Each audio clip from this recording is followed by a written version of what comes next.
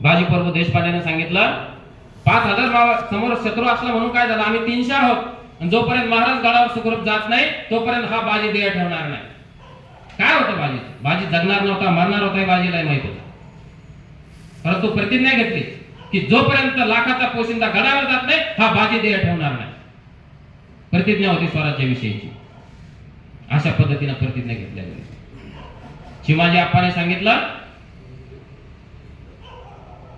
की हा किल्ला इंग्रजांच्या ताब्यात होता, हा किल्ला जोपर्यंत आपल्या स्वराज्यात येत नाही एक करा म्हणे, तुम्ही 8 दिवसांनी तोफा चालवता तर माझं मुंडकं त्या तोफेला बांधा आणि माझं मुंडकं त्या किल्ल्यामध्ये गेलं पाहिजे, असं तरी व्यवस्था करा.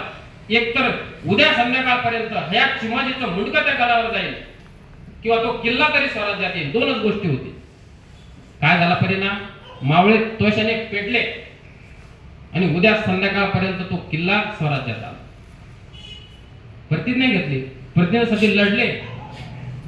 अशा पद्धतीने स्वराज्याची प्रतिज्ञा आपण ज्या अर्थाने पूर्ण करतोय तीच प्रतिज्ञा आपल्या राष्ट्राची आपण ती पूर्ण करायला पाहिजे. ही प्रतिज्ञा पूर्ण करत असताना आपल्या देशामध्ये ज्या काही विविध परंपरा आहेत, विविध नटलेल्या परंपरेचा मला अभिमान आहे का? आपल्याला अभिमान विविध नटलेल्या परंपरेचा? असायला पाहिजे.